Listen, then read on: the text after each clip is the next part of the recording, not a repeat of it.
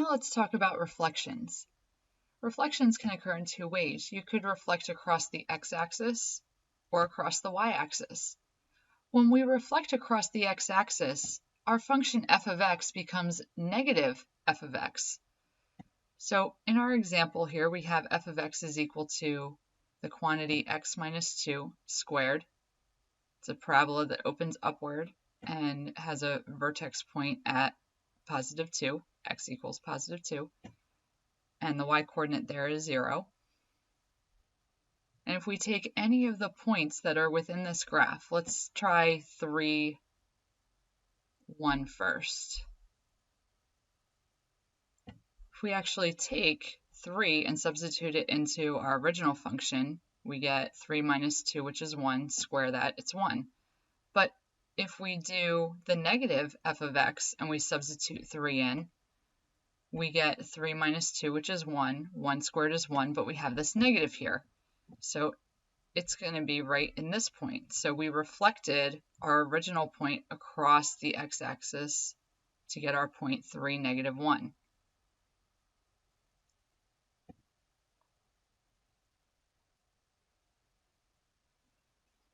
Whereas the reflection across the y-axis is given by f of negative x. So it's the x-coordinate whose sign is changing instead of the y-coordinate. So for example, if we use the same point, 3, 1,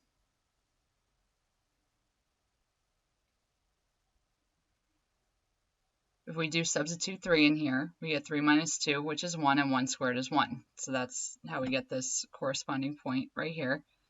But then if we substitute it into h of x, because we have, it means f of negative x. So that's going to correspond to negative 3 here.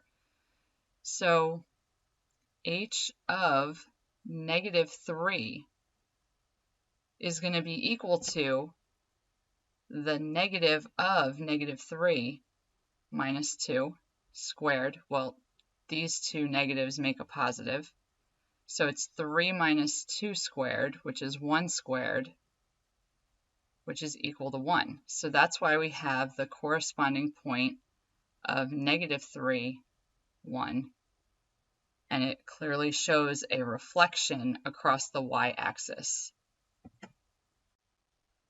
Now this negative x minus 2 quantity squared also correlates to x plus 2 quantity squared.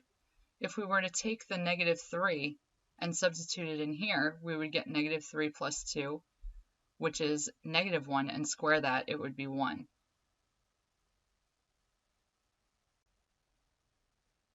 So when we're reflecting a graph across the x-axis, again, it's given as negative f of x because the y-coordinate is changing.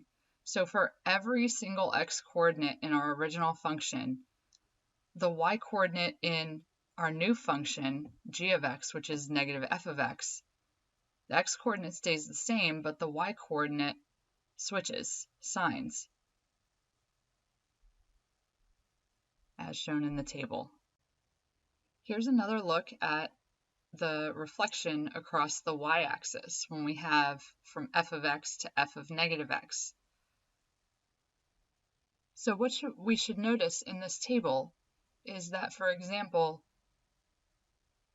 f of 3 equals 1, the corresponding y-coordinate of 1 occurs when x is negative 3 after it's been reflected across the y-axis. Similarly with 2, the original output is 0, whereas negative 2, now the output will be 0. Let's try another example. Let f of x equal 6x minus x squared. Here's the graph of that parabola. Notice that the coefficient of our a term that has the x squared in it is a negative 1, so that's why it opens downward. And now we have the functions g and h are given by g of x is equal to negative f of x, and h of x is equal to f of negative x.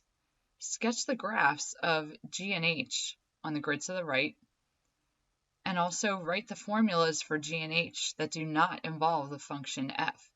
meaning we don't just want to write it as g of x equals negative f of x. What is that as an actual function? And let's actually start by doing part B first. So I'll start with g of x, and it equals negative f of x. So that's negative of 6x minus x squared. So we have this hidden -1 out in front that we need to distribute through to both terms.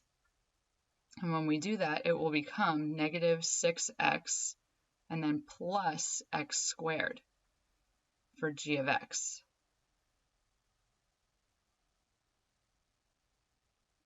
And now let's look at h of x. H of x is equal to f of negative x. So whenever an x occurs in our original f of x function, we're going to substitute a negative x in its place. So we have a 6 times negative x and then minus negative x squared. Well, 6 times negative x is going to give us negative 6x when we multiply them together. Now, some of you may think that, hey, I have a minus negative, that should be a plus. But first, we have to execute the exponent before we make that decision. And negative x times negative x will be positive x squared. So the subtraction sign that's originally in between these two terms remains. So our final equation for h of x is negative 6x minus x squared. And now let's sketch the graphs of these. First, with g of x, we have negative 6x plus x squared. So let's substitute, say, positive 3 in for g of x. So g of 3 is going to equal negative 6 times 3 plus 3 squared. So we have negative 18 plus 9. So that's going to be negative 9. So it's going to be right about here. We can also do something similar with 1. Negative 6 times 1 is negative 6. Negative 6 plus 1 squared will give us negative 5. So at 1, we're going to be at negative 5 right here. And let's try to substitute another number in on this side. Let's say positive 5. So we'll have negative 6 times 5 is 30. So we'll have negative 30 plus 25. So negative 30 plus 25 is negative 5. So our parabola is going to look something like this when we sketch it.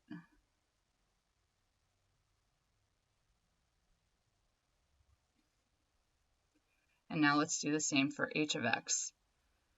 So for h of x, if we were to substitute in, say, 1, we would have negative 6 times 1 minus 1 squared. So that's negative 6 minus 1, that's negative 7. So at 1, this one's at negative 7, way down here. I think I'm going to go back to the left here. So if I substitute 0 in, we're going to get 0. Okay, let's try negative 1 instead. So we'll have negative 6 times negative 1 minus negative 1 squared. Remember to evaluate the exponent first, so we have minus 1. And we have negative 6 times negative 1, which is positive 6. So 6 minus 1 is 5.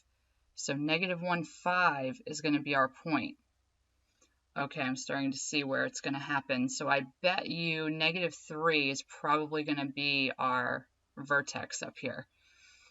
So if we substitute negative 3 in, we'll have negative 6 times negative 3, that's positive 18. So we'll have positive 18 minus negative 3 squared is positive 9. So we have negative 18 minus 9, that is 9. Okay, and let's try to find a point of symmetry on this side. So let's put in -5. -6 times -5 will be +30, and then 30 minus -5 squared is 25, so 30 minus 25 is 5, so -5, 5 is going to be our other point. So here we can see that our parabola is going to look something like this when we graph it.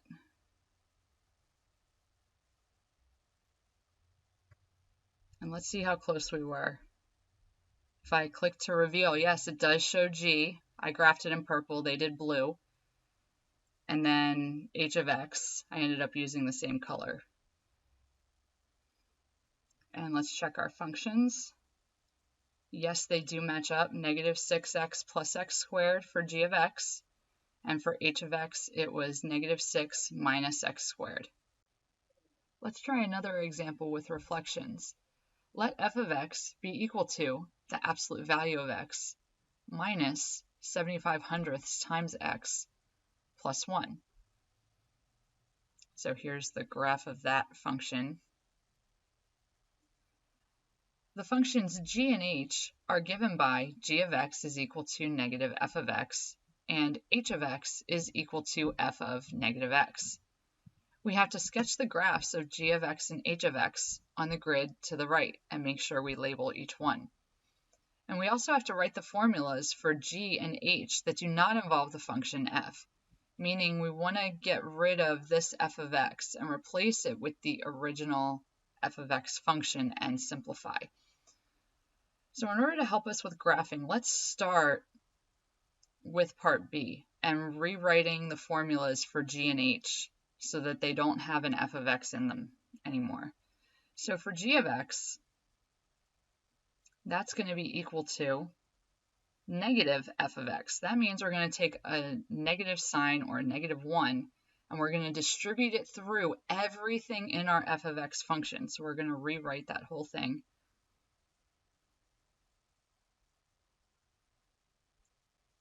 So again, we got to take this -1 and multiply it through to all of our terms. That's going to give us negative absolute value of x plus, because we have a minus negative, 75 hundredths, or 3/4 x, and then -1 times +1 is -1. So we have a subtraction of 1 at the end. So here's our function g of x.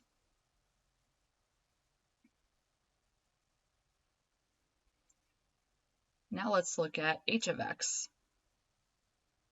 So h of x is equal to f of negative x. So in our original function, we're going to rewrite it as it is, but whenever we substitute, instead of putting in an x, we're going to substitute a negative x in there. So it's the absolute value of negative x minus 75 hundredths times negative x plus 1. Well, the absolute value of negative x is still going to be absolute value of x when we simplify it. And then we have a minus or a -3/4 and a negative x. When we multiply them together, we get a positive. So we have plus 3/4 x or 75 hundredths x, and then the plus 1 remains the same.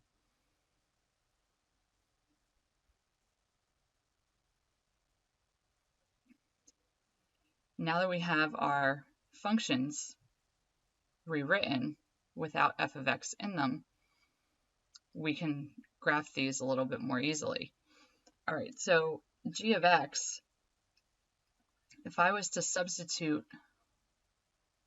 0 in, we would have 0 plus 0 minus 1. So we would have a -1.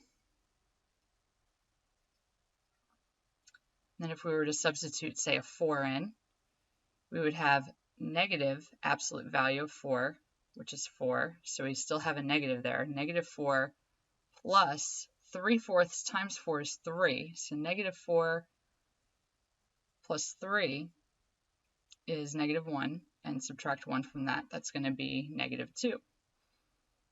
So 4, -2. And let's also substitute another number in on the left side here. Let's work with -2. So we would have the negative absolute value of -2 plus 75 hundredths, or 3/4 times -2, and then -1. Well, the absolute value of -2 is 2, but we still have that negative that's in front of it. And then this will become a subtraction sign because you'll have adding a negative.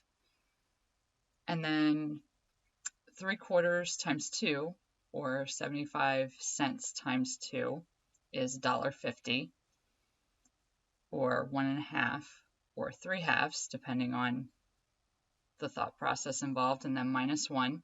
So we have -3 1/2, -4 1/2. So at 2, it's at -4 1/2, which is down here a little bit. So we can see that this graph looks just like the one above, except it's reflected across the x-axis. So this is g of x. It does tell us to label each one this time. So we have g of x drawn and labeled, and now let's look at h of x. So h of x is the absolute value of x plus 3/4 times x plus 1. So if we were to substitute, say, 2 in for x in h, so h of 2, that would be the absolute value of 2 plus 75 hundredths, or 3/4 times 2 plus 1. So we'll have 2 plus 1 1/2 plus 1. So we have 3 1/2 plus 1 is 4 1/2. So at 2, I'm going to be right here at 4 1/2. I'm going to erase the extra work that we did so that we don't confuse it with what shows in the graph. If we substitute 0 in for x, we're going to get 0 plus 0 plus 1. So we're still going to have a y-intercept of 1 here. And then let's try a negative number. Let's try -2. So if we do absolute value of -2 plus 3/4 times -2 plus 1, so we'll have 2 minus 1 1/2 plus 1. So we have 3 minus 1 1/2, which is 1 1/2.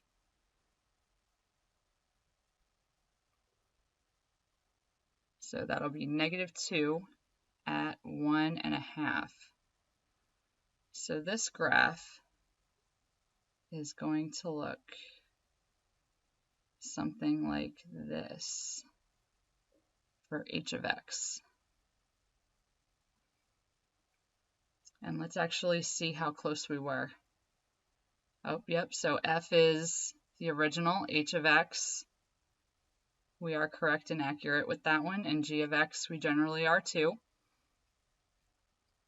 And we labeled each of our new graphs in our grid. And our equations that we found do definitely match what's provided here.